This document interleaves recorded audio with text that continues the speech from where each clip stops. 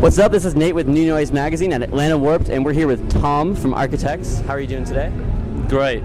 You guys are on the whole tour this year. You have a bunch of UK friends on tour with you as well. You've got While She Sleeps, Bring Me the Horizon, what's that other band from? It's like Middle Finger. Middle Finger Salute. Yes, I don't know those guys. Oh, okay. But you got a big UK contingent to Warped this year. Yeah. How awesome is that? I mean, has that been a long time coming? It's nice to tour with other Brits, I suppose. Yeah. And we have some Australian friends as well. So, we're just trying to dilute the American, whatever you want to call it. But no, it's good. We're already obviously friends with a bunch of the bands, English or otherwise. So that's cool. And you've got a lot of bands on here that seem to be making guest appearances on during your set. Yeah. I know Jason Butler from Wet Lip is one of those guys that I've seen play with you guys at an earlier date. Does he do that every day or just some days? No, just some days. Ollie's come sing with us sometimes, and Ken from Crossface comes sing with us, and it's just people are busy, and sometimes the stages are in the middle of the site, and it's difficult for people like Ollie to get there. And Jason is a busy man and a much loved gentleman, so I understand he's not there every day, but I think it's cool. I don't know whether they're going to do it until the song, like we get to the song on the set, and I like that, not knowing. It's spontaneous, and that kind of makes it a bit more exciting. I can see why. And you just put out a special edition of Daybreaker. Daybreaker was released last year, but you put out it has 4 bonus tracks for the US, including Yes, 4, yeah. It's got some covers, and it's got a new track, right? Yeah, we did a new track, Black Blood, which we have a video out for now, yeah. So are there any new plans to any plans to do some writing, or have you already been doing writing? No, yeah, I have about 1 song left to write for our album, and that's what I was just doing actually. Before this interview, I was just on the bus doing it. My bad. That's alright, the other guys have just sat around doing nothing, but they pulled me away.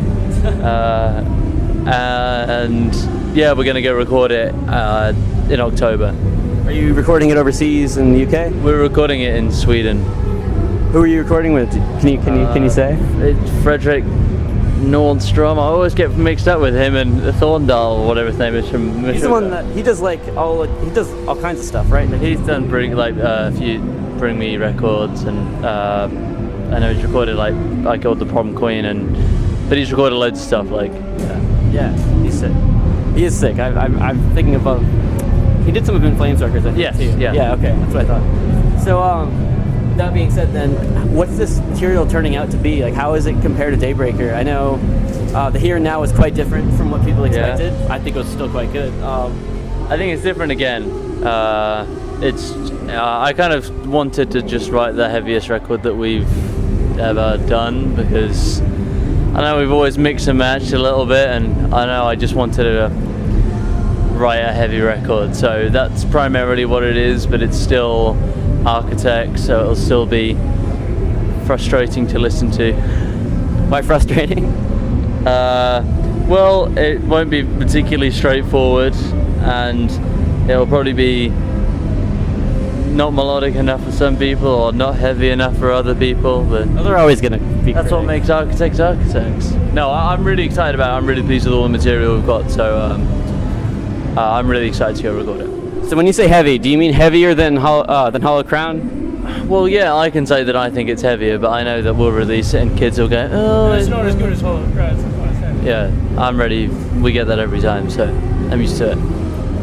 You can't win, right? You can't win, no. So, in terms of your timetable, then you said you were going to record in October, November.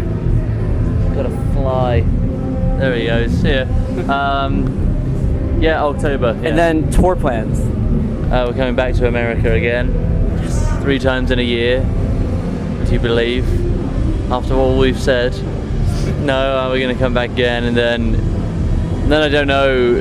In regards to next year, like, we're just trying to work it all out, but we'll be coming back to America more than we have been in the previous couple of years anyway. Good. Well, I mean, I hope the response on this tour has sort of won you guys over to touring in America more often. I know Canada's like a second home for you. Yeah, well, I think we kind of developed a bit of a shitty attitude towards touring, and, you know, like,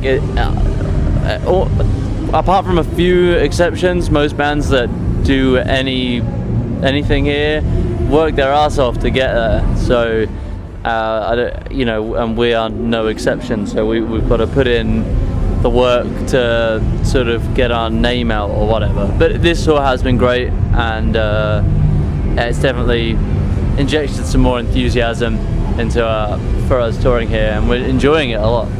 And are you going to be doing any festivals this summer after you go back to the UK? Are there any things over there? We're doing some things in Europe, like Pukkelpop, and can't remember any of the other ones right now, but we're doing a few weekends away. So as far as Warped Tour then, because I didn't really ask you about this yet, your overall experience so far, what you think you've gotten out of it, and well, the experience has been amazing. We were sort of told that it was the hardest tour ever, and it was awful and a nightmare by some people that had done the tour in the past. Every time we said, "Oh, we're doing Warped Tour," they go, "Oh." So you kind of, yeah. So we kind of came on it like, "Fucking hell, this is going to be a nightmare, I guess." But it's not. It's really easy and really fun, and the shows are all great. Like, I don't know, it's become a bit of a joke for us that anyone has ever said that this tour is difficult or a nightmare, or because it's absolutely not, and I don't know why they said that. We've had a really great time, and I think, maybe it's been good for our band or whatever, but that aside, I mean, that's all sort of business, isn't it? And that's not really the point. I think the point is just to enjoy every day, and tour ends in 12 days, and I'm actually a bit sad about it, really. And in terms of, I guess going back, I'm sort of jumping around this interview, but back to the new material. How much of the lyrics are you involved at all in the lyrical writing?